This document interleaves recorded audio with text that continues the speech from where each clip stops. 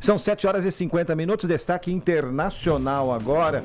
O tempo cada vez mais, dizem que chove muito em Londres, né? Aquele céu plúmbio, né? A coisa está cada vez mais complicada para os lados do primeiro-ministro, ainda primeiro-ministro do Reino Unido, Keir Starmer. Vamos conversar com a nossa correspondente Marina Isidro. Diga, Marina.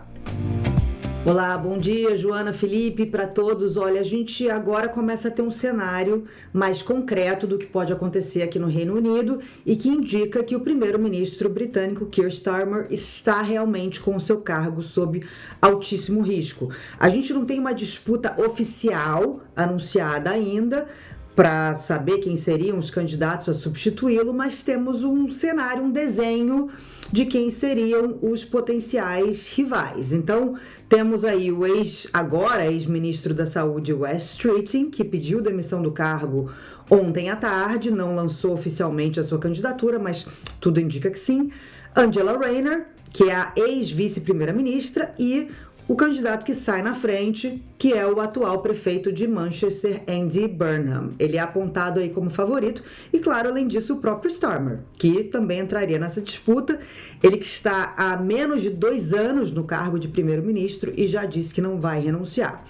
Tem um porém.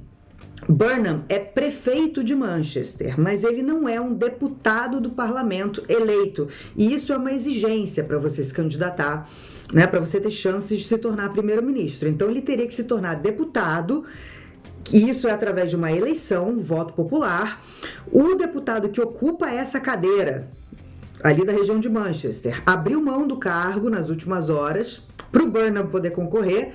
Então teremos uma eleição em Manchester em que Burnham vai ter que concorrer com outros candidatos, inclusive de outros partidos, como o Reform UK, que é o partido de ultradireita e que ganhou muitos assentos, quase 1.500 nas eleições distritais da semana passada, enquanto o Partido Trabalhista de Keir Starmer perdeu quase 1.500, e isso foi o gatilho para essa crise, né, para esse clamor de que Starmer deveria renunciar. E é curioso porque o Burnham vai entrar nessa campanha eleitoral para deputado, basicamente dizendo, olha, votem em mim, eu sou do Partido Trabalhista, para que a gente possa tirar o primeiro-ministro que é do Partido Trabalhista, né? Bom, então, como é que aconteceria isso, né? Essa eleição para deputado, em que o Burnham vai concorrer, né? Aconteceria mais ou menos daqui a um mês, e aí vamos ver se haveria uma corrida oficial para definir os candidatos ao cargo de primeiro-ministro. Quem define isso é o Partido Trabalhista, né? É uma escolha interna do partido. Lembrando que o primeiro-ministro britânico é o líder do partido que tem o maior número de assentos, de cadeiras no parlamento, que agora são os trabalhistas, né? E para que essa disputa possa começar oficialmente, é preciso que pelo menos 20% do partido, ou seja, 81 deputados, apoiem o mesmo candidato. E aí ela pode começar, outros candidatos podem entrar nessas mesmas condições.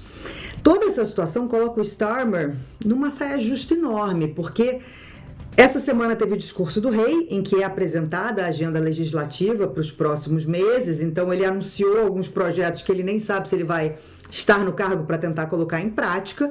Além disso, ele participa do G7 na França ali no começo de maio, que seria muito próximo, possivelmente, das eleições para o cargo de deputado em Manchester, ao qual o Burnham vai concorrer.